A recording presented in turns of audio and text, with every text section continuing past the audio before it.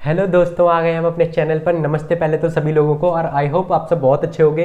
तो अब हम अपनी इंडियन पॉलिटी पढ़ रहे हैं, ठीक है, भारतीय राज व्यवस्था। इससे पहले हमने नेक्स्ट जो इससे पिछली क्लास थी उसमें हमने पढ़ा था 15 अगस्त 1947 के बारे में, यानी कि 15 अगस्त 1947 के बारे में हमने पढ़ा था, जब हमारा देश आज़ाद हुआ था। ठीक है, जिसने भी पिछली क्लास ना देखी हो वो जाकर जरूर देखे, फिर इधर आए। ठीक है, और आज हम पढ़ने वाले हैं उससे यानी आफ्टर फ्रीडम, यानी आज़ादी के बाद के बारे में बात करेंगे हम। ठीक है, तो अब देखो जरा क्लास। ठीक है, मैं पहले से ही नहीं बताना चाह रहा क्या पढ़ेंगे क्योंकि इंटरेस्ट खराब हो जाएगा, और बहुत मज़े से पढ़ेंगे। ठीक है, मज़ा आने वाला है, ध्यान से देखना। ठीक है, अब चलो हम स्टार्ट करते हैं। आफ्टर फ्रीडम यानी कि आज़ादी के बाद एक मीटिंग हुई। ठीक है, नेक्स्ट मीटिंग हुई। ठीक है, नेक्स्ट मीटिंग। ठीक है, अगली बैठक जो हुई है ना, अगली बैठक जो हुई है ये कब हुई? ये हुई थी 29 अगस्त 1947 को ही हुई। ठीक है, 29 अगस्त 1947 में ही नेक्स्ट मीटिंग करवाई गई। ठीक है, किसके द्वारा कराई गई? संविधान सभा द्वारा ही कराई गई। ठीक है, लिख देता हूं ये बात आपके लिए। ठीक है, संविधान सभा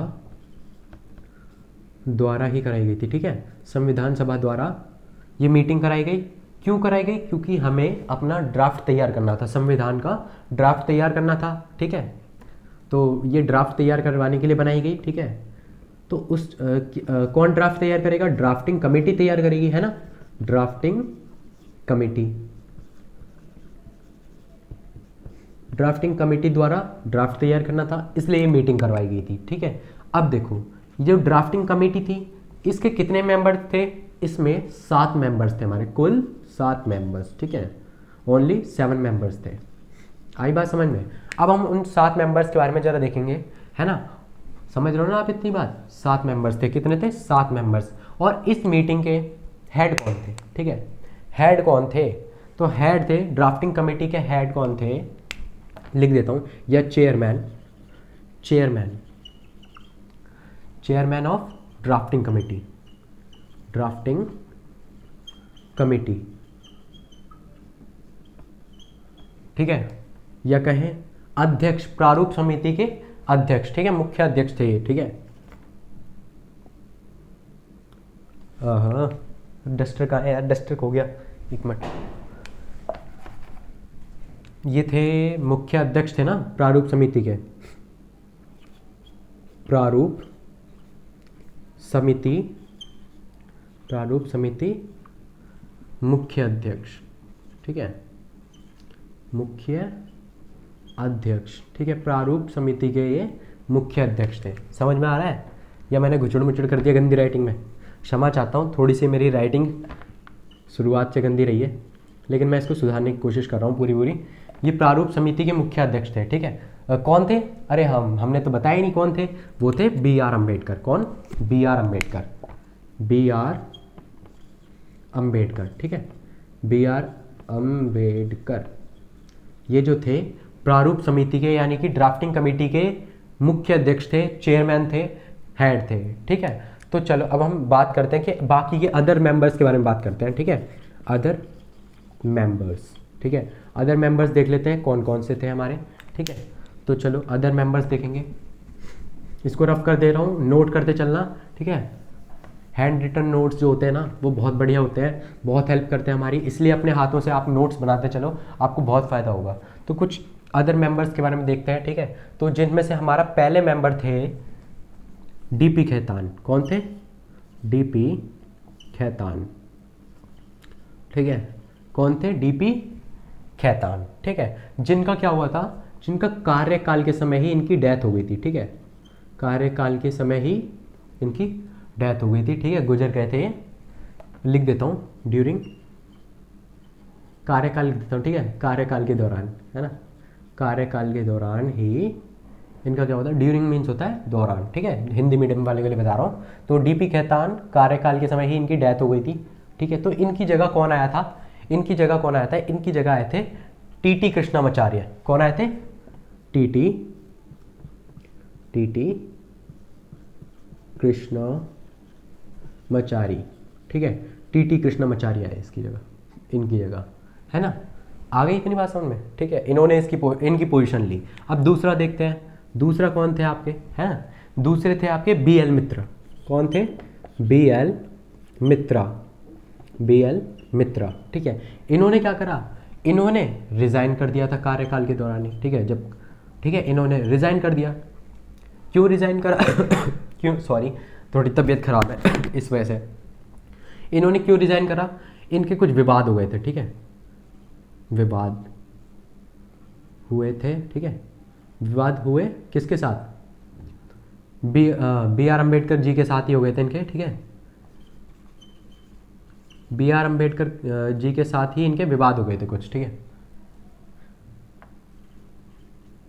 लिख देता हूँ पूरा ही, ठीक है। बी आर अम्बेडकर के साथ इनके कुछ विवाद हुए जिस वजह से इन्होंने रिजाइन कर दिया, और इनकी जगह किसने ली, इनकी जगह ली माधव राव ने। किसने, माधव राव, ये आए इनकी पोजीशन पे। आ गई बात समझ में, ठीक है। और देखो तीसरे हमारे मेंबर कौन हुए हैं, तीसरे हमारे मेंबर हुए हैं के एम मुंशी। कौन से, के एम मुंशी, के एम मुंशी, ठीक है। आई बात समझ में। और फोर्थ कौन से मेंबर हुए हैं आपके, फोर्थ हुए हैं आपके मोहम्मद सादुल्ला। कौन, मोहम्मद सादुल्ला, ठीक है। और फिफ्थ मेंबर कौन हुए हैं आपके, फिफ्थ मेंबर हुए हैं आपके गोपाल स्वामी आयंगर, गोपाल स्वामी आयंगर। आई बात समझ में, ठीक है। फिफ्थ मेंबर ये हुए हैं। और सिक्स्थ मेंबर कौन थे आपके, सिक्स्थ मेंबर थे आपके राधा कृष्ण स्वामी, ठीक है। कौन थे आपके, कृष्ण स्वामी, कृष्ण स्वामी दिख रहा है, कृष्ण स्वामी, ठीक है। आई बात समझ में। 7 मेंबर्स थे ना, अब आप कह रहे हो आपने तो 6 ही लिखवाए, तो 7 पे हमारे वो थे ना, जो हेड है अध्यक्ष डॉक्टर बी आर अम्बेडकर, ठीक है। ये बाकी के 6 आपके मेंबर हमने लिख दिए, ठीक है। आ गई इतनी बात समझ में। अब देखो एक बात और लिखवा दे रहा हूँ, हमारा कॉन्स्टिट्यूशन कितने दिन में बन के तैयार हुआ था, है ना। हमारा संविधान कितने दिन में बन के तैयार हुआ था, 2 साल। ये एग्जाम में क्वेश्चन आ जाता है, ठीक है। 2 years 11 months, ठीक है। 2 साल 11 महीने, ठीक है, और 18 दिन, ठीक है। 2 साल 11 महीने और 18 दिन, 18 days, ठीक है। 2 साल 11 महीने 18 दिन, इतने में हमारा कॉन्स्टिट्यूशन बन के तैयार हुआ था। आगे समझ में, ठीक है। इतना टाइम लगा था, ठीक है, टाइम लगा था कॉन्स्टिट्यूशन बनने में, ठीक है।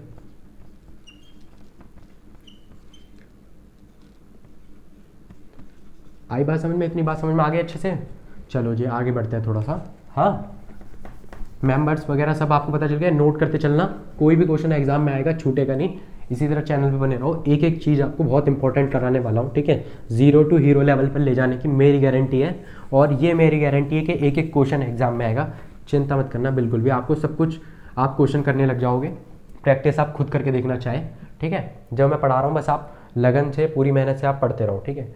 फिर क्या हुआ, 26 नवंबर 26 नवंबर 1949 को, ठीक है, 26 नवंबर 1949 को कॉन्स्टिट्यूशन बन गया, ठीक है। बन गया कॉन्स्टिट्यूशन, ठीक है, बन गया कॉन्स्टिट्यूशन, संविधान बन गया और लीगली अडॉप्ट कर लिया गया, ठीक है। 26 नवंबर को लीगली अडॉप्ट कर लिया गया, ठीक है, लीगली अडॉप्ट कर लिया गया। इसलिए इस दिन को कॉन्स्टिट्यूशन डे भी कहते हैं। क्या कहते हैं, कॉन्स्टिट्यूशन डे। अगर क्वेश्चन में पूछ लिया क्या कौन सा डे है कॉन्स्टिट्यूशन डे, या क्या डेट है, या 26 नवंबर 1949 को, है ना, 26 नवंबर 1949 को कौन सा डे कहते हैं, संविधान दिवस, कॉन्स्टिट्यूशन डे। हिंदी में भी लिख देता हूँ, संविधान दिवस, ठीक है। इस दिन बन गया था, लीगली एडॉप्ट कर लिया गया था। आई बात समझ में। लेकिन अभी क्या रह गया था, अभी लागू होना रह गया था। क्या रह गया था, अभी लागू होना। आ गई इतनी बात समझ में। फिर क्या हुआ, फिर हुआ 26 जनवरी 1950, ठीक है। 26 जनवरी 1950 को क्या हुआ, इसको अप्लाई कर दिया गया, अप्लाई कर दिया गया यानी लागू कर दिया गया, अप्लाई कर दिया गया या लागू भी कह सकते हैं ना, लागू कर दिया गया। आई बात समझ में, लागू कर दिया गया गया है ना, नोट करते चलना 1950, वो 26 जनवरी 1950 को, ठीक है। और यही बना आपका रिपब्लिक डे। क्या बना? रिपब्लिक डे, ठीक है। यानी आपका क्या बना है ये? गणतंत्र दिवस। कौन सा? गणतंत्र दिवस, गणतंत्र दिवस, ठीक है। उस दिन हम रिपब्लिक हो गए। आई बात समझ में, ठीक है। 15 अगस्त 1945 को, 15 अगस्त 1947 को, है ना, 15 अगस्त 1947 में हम आज़ाद हुए, ठीक है, इंडिपेंडेंट हो गए। और 26 नवंबर 1949 को हमारा कॉन्स्टिट्यूशन डे बना, ठीक है, जिस दिन ये बन गया था, ठीक है, बन के तैयार हो गया था, लीगली अडॉप्ट हो गया था। और 26 जनवरी 1950 को क्या हुआ? हमारा गणतंत्र दिवस बना, ठीक है। यानी कि हम रिपब्लिक हुए, गणतंत्र हो गए उस दिन, ठीक है। आई बात समझ में? इतनी बात उम्मीद है आप सबको बहुत अच्छे से समझ में आ गई होगी, ठीक है। तो चलते हैं अपनी नेक्स्ट क्लास में मिलेंगे, ठीक है। तो थैंक यू सो मच पूरी वीडियो देखने के लिए। इसी तरह चैनल पर बने रहें और यहाँ होगे तो सिलेक्शन पाओगे।